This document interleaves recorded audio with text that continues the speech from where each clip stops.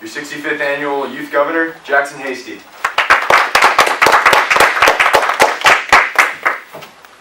Hasty, Governor Hasty. Why does the bill 18-3-7, an act to combat the emerald ash borer, take precedence over other qualified environmental bills, such as an act for waste reduction or an act to provide permanent housing with a little brown bat?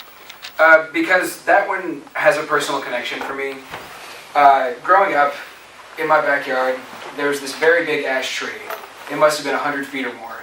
And we had a big old swing on it, and it was just, the most fun thing in the entire world. And then that tree, a few years ago, was eaten alive by the emerald ash borer, and it came crashing down right next to me, and it terrified me, and then that tree was gone, and the swing broke, and sort of all those childhood memories I had were tainted. So that's why I put that in the packet, because I saw that and I remembered that had happened, and it stuck in my mind. Thank you. Governor Hasty. What advice do you give to our next youth governor? Next year, Governor? Wow. I would tell them to know what they stand for, really. I think one of the hardest things for me was, because there are so many people at this conference, how many niche political issues show up that I had never heard of before, like various environmental things, like we had a bill for neonicotinoids. I had never heard of that before I came to this conference, and so having to do research ahead of time, and my position on two similar topics may not be exactly the same, just being careful to research the details and not just the major topics. Governor Hasty. Maddie Griffith. So you recently endorsed Bill 1811, which is a bill to reform lunch shaming in Tennessee public schools. Why does that take precedence over other bills that we've agreed that are extremely important, and how do you plan to support that? So the existence of a bill in the packet does not necessarily mean it takes precedence. It means that it fit with the messages we're trying to send and the policies that we're trying to promote. Lunch shaming is a draconian practice in which school administrators can publicly shame kids for having as little as a few cents in lunch debt. When I was in middle school, they withheld my report card and put me on a big old naughty list in the cafeteria because I owed 8 cents to the school cafeteria. And I think for all of us here, we all go to school, we all, have had some experience with, public speaking and public embarrassment, and that one just really rang with me, and I said, this is not something that should be happening in Tennessee. Governor Hasty. What opportunities have you experienced when named governor? Well, I've had a lot of opportunities. The first is I've gotten to meet a lot more people.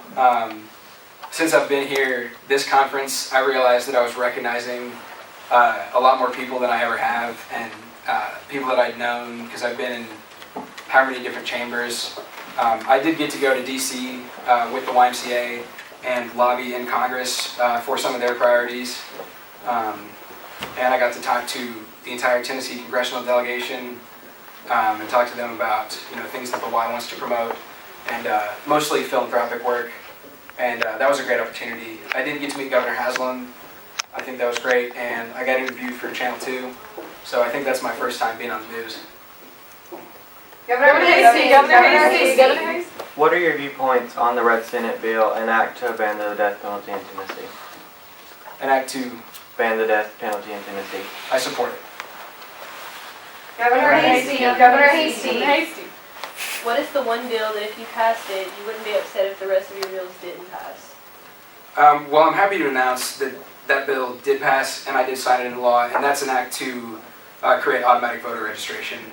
I think the most important thing for our state and for our country is that our democracy actually works as a democracy, and any bill that helps more people vote is the first step in that. And automatic voter registration, I think, is the most wide-reaching of those bills. Governor Hasty.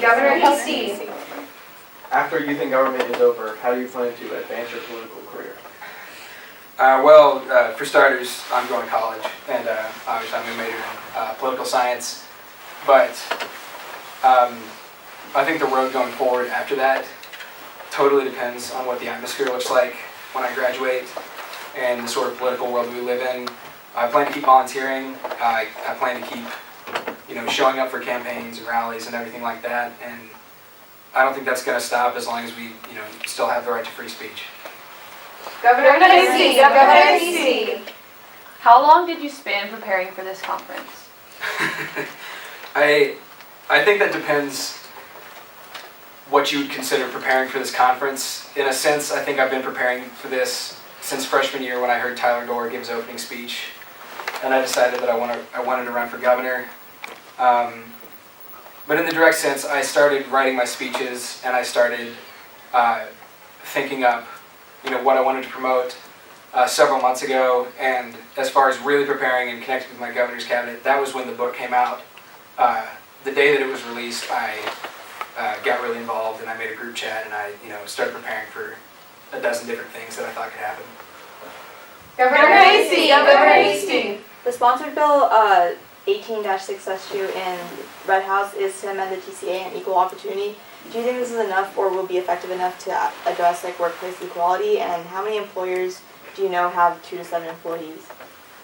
So 2 to 7 employees is full-time. There's a way that small businesses can get away with having their employees not be able to sue for discrimination.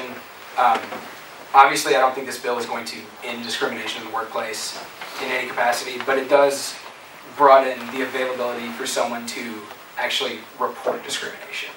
And I don't know how many employers have 2 to 7 employees, but a lot of local businesses may have some part-time employees and only have 7 full-time employees. Governor Hasty, Governor Hasty. Sure. Do you think the party system is beneficial or detrimental to our government, and why? Well, unfortunately, our Constitution is designed in a way that only allows for a 2-party system. I think the way that House and Senate leadership assignments and the Electoral College is set up, we will never come to a point, barring a complete rewrite of the Constitution, where we don't have a 2-party system. That said, I do think it's not beneficial to only have 2 sides of everything when there are a lot more viewpoints that can be discussed, and there are a lot of things even between the 2 parties that I think are sort of swept under the rug or not discussed at all. Governor Hasty, Governor Hasty. Governor Hasty. Governor Hasty. Yes. Governor Hasty, what would you like your youth delegates to know about yourself and what your dreams and hopes for this conference? Your final remarks to them. Final remarks. My hopes for this conference is that you stay engaged during this conference, but that doesn't stop there. For anyone who's 16 or 17, my hope is that you register to vote at the dance if you haven't already.